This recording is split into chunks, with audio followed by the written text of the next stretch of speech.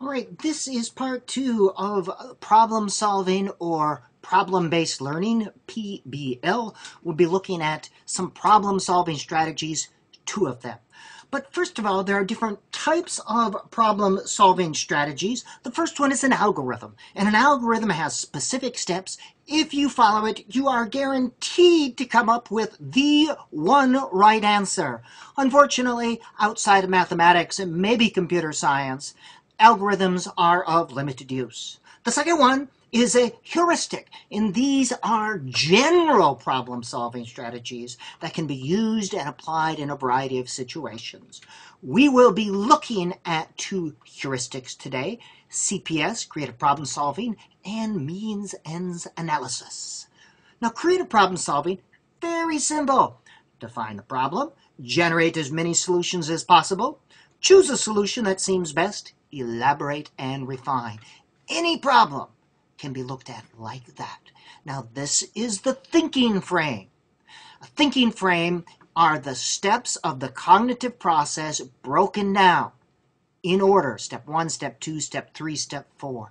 You would teach this explicitly to your students to improve their ability to solve problems.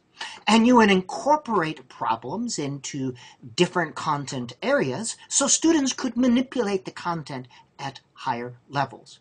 To teach this, I do it first at the large group or whole class level.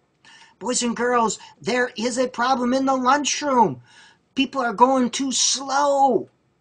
Let's generate some ideas for how that might work. Which one seems to be the best? All right, in your journals, elaborate and refine. Teach it in large group together. Then in small group and pairs, have them do it working together. And then after a while, they can do it individually. Of course, we always want them to, if it's a personal problem, implement the solution and review and evaluate. That school-based one would be a personal. Now, to help students organize their thinking, we have things called graphic organizers. And it's anything that organizes students' thinking. Here, they would list the problem, define the problem, generate ideas, pick the best one, and elaborate and refine. This not only helps them organize their thinking during the process, but it can be used to document that students, yes indeed, know how to do problem solving. Very simple and authentic way to document the ability to solve problems, which is a good thing. Think about an activity, and you can do this in the privacy of your home. Identify a personal ill-structured problem that you might have, and do a CPS. I won't check in on that. Means-end analysis is the second problem-solving strategy. Here is the thinking frame. Describe the current state, describe the desired state, generate a list of necessary steps or things to do. Again, teach explicitly in large group, small group in pairs, and after a while, individually. Now, some of you are saying, hey, isn't that what an IEP is? Yes, it is. Thank you for thinking. And here is the graphic organizer. Current state, desired state, necessary things to do. Used to teach the strategy, to organize thinking, and eventually to document that they can do this skill. An example. Say I was reading The Wizard of Oz. Miss Gulch is mean and nasty. I'd like her to be less mean and nasty. Here are some things that could do. Now notice these can be problems from literacy, social studies, or from students' real life. And here they would be writing and thinking for authentic purposes. This could be an authentic literacy activity, which gets me all excited. Here's another one. Don't understand chapter content. I want to understand the chapter content. Well, here are some things that I could do. This is for my undergrads. Do not have a special ed job? I want to have a special ed job. Here are a list of things to do. You can do this one in the privacy of your own home as well. Define an incongruity between the present state and the desired state.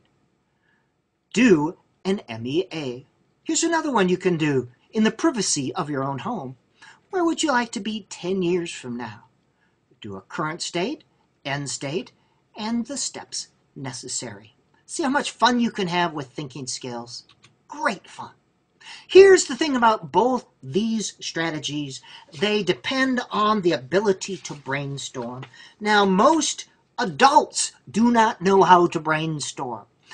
You're in a meeting and you want to solve a problem. People are thinking of ideas, and right away someone says, that won't be a good idea because we tried that once. They're not brainstorming. If you are really brainstorming, all ideas must be accepted. No criticizing and evaluating. Even bad ideas are welcome. They're just as important because they stretch your thinking of the possibilities. Freewheeling is celebrated. Freewheeling is creative, bizarre, unusual, silly ideas, even smart alecky comments. Again, they get us thinking outside the box, thinking more broadly. The goal of brainstorming is quantity, not quality. As many as you can. Go, go, go, go. And then number 4, hitchhiking is welcome. That's when you add to an idea that someone has already used or combined. Hey, that's my idea. Well, no, you're hitchhiking on that idea. That is a good thing. Many teachers have these listed in their classroom, and this could be a thinking frame as well. Cognitive process, the steps must be taught explicitly. I would invite you to do an internet search on these terms. You'll find lots and lots and lots of stuff. Here ends number 2